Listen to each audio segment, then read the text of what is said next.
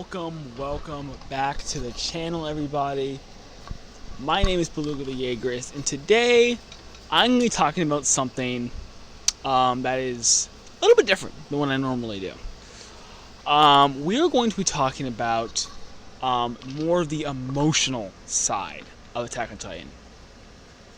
Alright, so usually I talk about the plot, the logic, how good the story is, but today we're actually going to be discussing more of the emotional side. So this is going to be 3 reasons Attack on Titan almost made me cry. I didn't cry, but almost.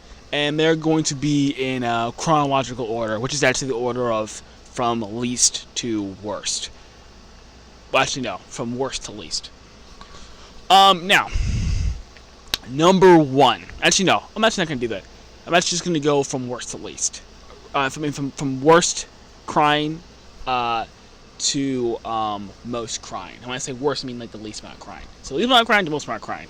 But I didn't cry. But like the most emotional. Pretty much from least emotional to most emotional is what I'm saying.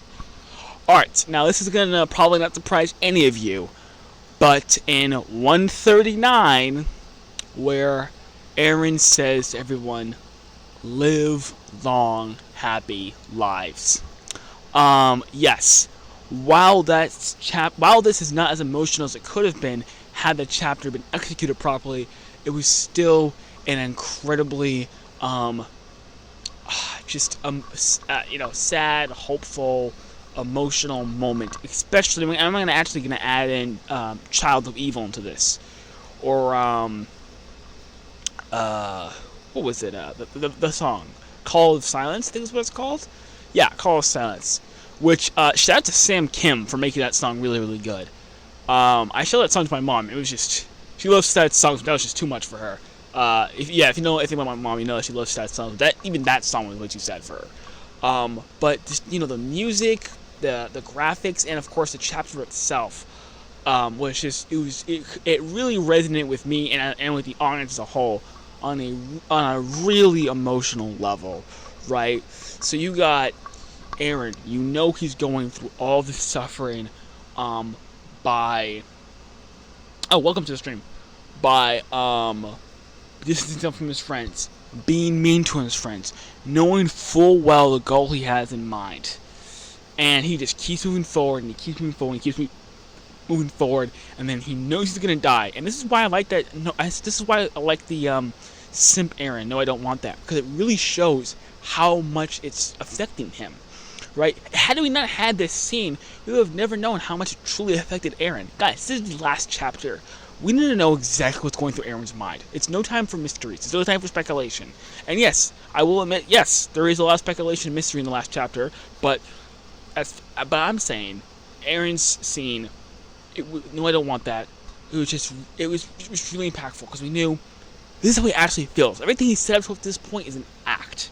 He's lying to everybody. He wants Mikasa to feel good. That's why he's saying, maybe she'll find another man. But he doesn't actually mean that. He wants to be with her, but he knows it's not going to be the best thing for her. So instead, he decides to keep moving forward. And then he tells her, you know what? Just throw away that scarf. Forget about me. Be free. Right? And it's just, and like, how much that affects him. Again, this is really not going to be, probably not going to be a long video, or it's not going to be that much of a detailed video, because this is more about emotion, right? But still, a very, very, very incredible scene there. And then at the end, his very last words were, live long lives, right? Because that was his goal the entire time. If you look back, you can see in the train station, right? When he first goes to see, when he first goes to save Mikasa, right? He said, just that, but I want to save her, right? It was about saving her, right? He always had love for his friends, and always had love for Mikasa, and when you see him saying, I'll sacrifice anything to protect you, I mean, how can you not get emotional about that? How? And then, the song, right? Call of Silence, or, hell, even, what's the other song? Calling Her Name, right? Where's my lover gone? Where is she gone, right? It's really impactful, and and then when you see Reiner there, like the armor's gone from him. The armor is gone from him. He can live his life now. You see Gabby and Falco, they're hugging. That's how it should have been, right? Gabby and Falco. That's how Mika's and Aaron's relationship was supposed to work out. Like Gabby and Falco, just raw. Yeah, I love you. But Aaron decides to choose another path. But he goes up and he just hugs her, and she falls off her feet because it's over. Their struggles are over. It's done. We fought for years and years and years and years and years, and finally it's the time to celebrate. Now is the time to celebrate. Back in Trost, we couldn't celebrate, right? There's too many lives lost and there was too much to look forward to, right? Back in the Uprising arc, right? Was it the right thing to do? Now we're killing humans. Now what's next, right? Then in season 4, right? Oh yay, we conquered Liberio. No, it was nothing to celebrate about, right? When the Clash of Titans arc, right? Nothing to celebrate about. Finally, and that's what I see when I see Gabby being lifted off her feet. I don't know what you guys saw, it's fine whatever you guys saw, but I'm saying that for me personally, when I saw Gabby's feet leave the air, that's what I thought. Our struggle's over. Our strife is over. Maybe when you saw Levi, maybe that's what you thought. But the struggle's over. The strife is over. It's done. We can finally be at peace now. After all these years, you've been with the show, you've been with it for presumably years, maybe it's been months, maybe you've been watching the entire thing, and you're thinking, man, what's ahead for us? What do we have to do now? When will we finally be free, right? He goes to the basement, he thinks, okay, once we kill the Titans, we'll be free. And then he goes and he sees that they're actually just humans. They're not Titans, they're humans. They looks at over the scene, it's like, well, will that work? Will killing everyone over there work? Right? But no, everyone's there. Reiner's there, he gets to make up with his mom. His mom wanted to make up with him. That's what was so sad. Is that his mom was ready to make up with him. His mom learned a lesson. She was ready to move forward with him and move forward with life and let go of her hatred. But Reiner was gonna die after a year. But then he wasn't. And just to see him, and that's untitanized. It was beautiful. It was very, very beautiful. As poorly executed as it was. It was very, very beautiful, and there's no doubt in my mind that's going to be so much better than the anime. And if it's not better than the anime, it's still pretty good. And then you have, Connie, and he's been fighting for all this time. He says, well, did we do the right thing? He's been getting his hands increasingly dirty. He was the goofball. He wants to join the MPs. He was the one fooling around, putting knives in his mouth, making poses with Sasha in training. And then now he's progressively getting more and more evil as the story progresses. But then his mom gets to come back, and Eren said, hey, your mom's gonna come back, buddy. Your mom's gonna come back. We know that because Connie said that. Said that Eren said that. So just, really, really good stuff. And of course, Annie, the same thing. She wanted to go back home to her father.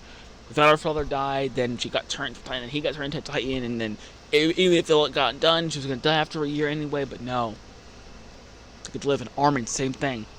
It's just, the Titans are finally gone, and they're at peace. And had the Titans been gone, let me tell you this, had the Titans been gone in any other circumstance, had 80% of the world not been wiped out, it would have been an invitation to destruction. Right? Because remember, they had to use the Titans, and then, I am going to go into 139 defending spree here, but remember that the Titans were the ones protecting them from the outside world, so they had to use the Titans in order to protect themselves. So they were sacrificing freedom for life, basically. But Eren gave them freedom and life at the same time, which only Eren could do. That's the only way, right? To kill 80% of humanity and to get rid of it, and to kill himself in the process, right? And we know how much this hurts Eren, but he knows this entire time has been leading up to this. Yeah, very good stuff. Again, that's the least one, right? But now let's go to the other one, which is very, very close. I talked about this yesterday, which is Zeke, right? When Zeke, comes up and he says, what a beautiful day it is. If only I had realized that earlier, right? That specific line, that was just such a touching line. I mean, I don't know why it hit me so hard. I honestly don't know why. And I don't think it resonated with the audience that much, like Eren's line did. But this one was just so beautiful, right? You got this guy, and we see him struggle really, really hard through the entire show. We see him with his dad and his mom, feeling unloved, but betray his own parents, right? Knowing they're gonna get sent to heaven. I mean, I mentioned what that does on a young kid's psyche. I mean, a young kid already not having his parents love him, that's one thing. But to have him then go and betray his parents, that's just a whole another thing. And then he becomes so nihilistic. He thinks the only relief is death. And he goes on this thing that the only meaning to his life, you guys, I hope you understand, the only meaning to his life is bringing death to other people, right? Well, more euthanasia, but still death nonetheless. And he's so caught on this, and he's striving this the entire time. He's putting himself through so much pain, and he is through so much pain. And then Hardman has a conversation with him, and he goes back to his dad, right? The baseball. Right, because Tom Xavier was his fill-in dad, and he couldn't be with his dad, but he had the baseball, and he just wanted to play baseball. That's all he wants to do. I mean, that's all the man wanted to do is play baseball. And you know what? It may seem corny, but Attack on Titan does this in a beautiful way, because we see it. He's not living. Isayama's not an idealist. He's playing this out in the real world, and reality is harsher than you've ever experienced. If you're watching a YouTube video or you're watching me on Twitch, it's harder than you've ever experienced, right? And he says all the man was missing was baseball. That's all he was missing. It was just baseball. And if anyone else said that, it'd be ridiculous. He'd have no proof for it. He had no good reasoning for it. But all the man was missing was baseball. And he comes up and he sees the beautiful sky. As I said in my last video, the sky doesn't care what's going on below it, right? It's just there. It has a good time regardless. Is what I'm trying to say. I'm sort of anthropomorphizing the sky now because I get to it in this video because this video is more abstract. But the sky is happy regardless of what's going on. So that joy of seeing the sky so beautiful, no matter what sort of current is going on below, which is just really neat. And not to mention the sunsets in general are just nostalgic. The wit sunsets are nostalgic to me personally, because I have really good memories watching season 2. So, and the sky was incredible. So it comes up again. It's all peaceful, right? It's a massive stop from all the breakneck action going on. He just says, man, what a beautiful day. And then, yeah, pretty good stuff. Now the other thing, which is my, I don't have a favorite scene in Attack on Titan, because there's so many good ones. But I think if someone were to ask me what my favorite is and really pin me down, I'd say, well, don't quote me on this, but it's when Grisha was manipulated by Eren. And again, this is why I like the ending, because most people like that scene because it's a cool plot twist, or it's a real Chad Eren move, right? And again, I like this one too. I do like that. I do like all those things, right? In that order. But what I really like, and again, the plot twist is 100% necessary to the plot. It's 100% consistent with everything. It's 100% necessary. And it's very, very, very good. But I'm starting with the emotional side now. I'm not saying one thing's better than the other. I'm just saying, on an emotional level, that was an incredible scene. And why? Because Isayama sets this up perfectly, right? Grisha's there. He has the knife in his hands, and this was done really good on me, because usually as a manga reader, if you're a manga reader, you can sort of see stuff that you aren't supposed to see before you read them, right? Anime don't have that problem, but in manga you can sort of see panels that you weren't supposed to see. But as a manga reader, I didn't see it coming at all. I saw him. He was. I was like, okay, here we go. And then I saw him drop the knife, and I was like, wow. And I was like, what happened? He turns into a Titan, because he was still there. Because the knife dropped. It's like, okay, he turns into a Titan, and the knife dropped. Okay, now it's gonna go on a rampage. But the knife dropped, and he was still there. I'm like, so what happened? I actually went back and reread it. So I go back and I look at it. I'm like, okay, grabs the knife. Okay, goes to stab himself. Okay, the knife falls down. Is this a flashback? No, let me go back again. No, he's still here. Okay, what's going on? I keep reading. I can't kill innocent children? Oh my gosh. And I don't know. There's something about that line. I can't really put my finger on it. But, just he says, I'm a doctor. I save lives. I take them. And that just starts it off really good. It's like this guy, cares. He wants to save people. He wants to help people. It's like, what could have happened? What could have happened if he was just a doctor who just saved people instead of a doctor who has to use his medical skills to stop oppression? What if he could just genuinely help people with the help of his government, right? But no, he has to be a doctor to sneak people around, and then he's gonna kill innocent children. Man, that's not good. And then he's like, and it hurts him to do so. We never saw this from Grisha. We thought he was just going on a rampage. But it's like, I save lives. And then we see what happened to Fea, right? Eren brings it up. He's like, you have to keep moving forward, even if you die, even after you die. And then, and again, the anime puts this on 10. Again, this is not one of my favorite scenes before. I mean, maybe it was, but this was so much better in the anime. I don't even know what to say. It was much better than the anime. And then the voice actor starts screaming. And it's the perfect type of scream of desperation, pain, inevitableness, all at the same time. And yeah, I'm not making this up. That's legitimately how I feel. And he starts weaving and heaving, and then he knows what he has to do. He grabs a knife, and then I like how he does it. Just cuts. It skips over all the carnage and just cuts, because you don't need to know what happened. We already know what happened. And that's sort of how Grisha was. He was sort of going through the motions, right? That's how I interpret it. He was just going through the motions, and he just was doing what he had to do, and then he got out, and then that music kicks in. And it's that night, no one's there, just like right now. It's that night, no one's around, it's all dark, the perfect vibe for this kind of scene. The music's going on, and then his coat's all torn up. He's like, is this what he starts crying out of the sky. Is this what you wanted, Eren? This is what you wanted, right? I've killed those children with my bare hands. I killed them, right? And then he's like, is this really what you wanted me to do? Is this gonna really save Eldia? It's just I mean, the music is kicking in. It's just really good. And then I haven't even gotten to the best part yet. And he's there, and he's like, everything's gonna go Eren's way, right? And then he sees, like, you're here, aren't you, Zeke? Because what he's saying in that scene is because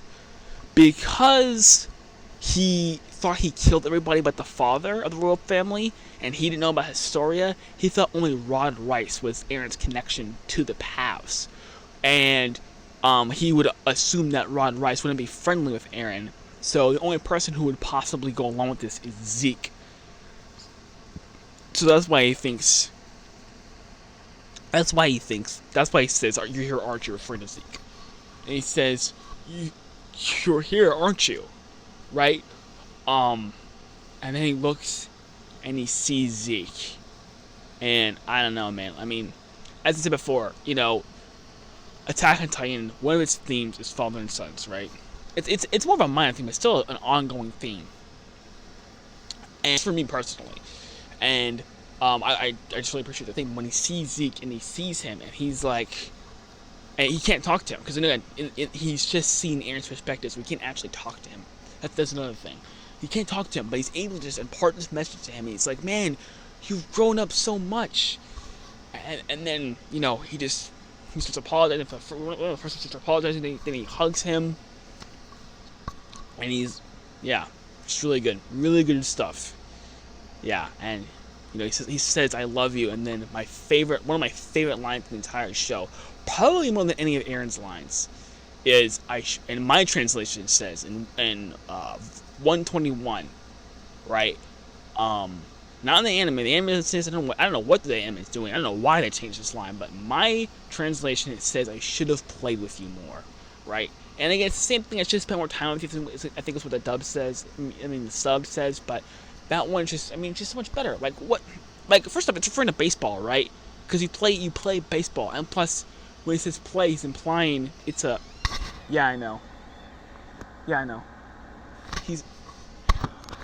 He's implying it's a young kid, right? So he's saying he should have done that more when he was smaller. He should have been with him more when he was smaller. And then, of course, playing baseball, right? And he says, I love you. And the anime actually adds, or maybe it doesn't add, maybe it did happen in the manga, but it's more clear in the anime that Zeke is also moved to emotion, too. And then this goes on to when he goes to Aaron's memories and he sees that Grisha treated Aaron with respect more, because he let him do his own thing. He didn't force anything upon him. He saw the basement. I mean, he saw the secret hideout, and he left, right? And that just makes it seem so much better. And then the music and the vibe was just perfectly, and the voice acting. Yeah, so those are my 3 best emotional moments in the entire show. This really isn't one of my normal videos, but I thought it was just a good idea to put out there to really express the emotional value. I mean, you got a lot of action, right? You got a lot of interpersonal stuff. You got really good plot, really good narrative, really solid messaging. But another thing about this story is its emotional appeal and its emotional aspect. And those, for me personally, were my absolute favorites. And thank you for sticking on, and thank you for watching. Have a good day. How do you end this damn thing?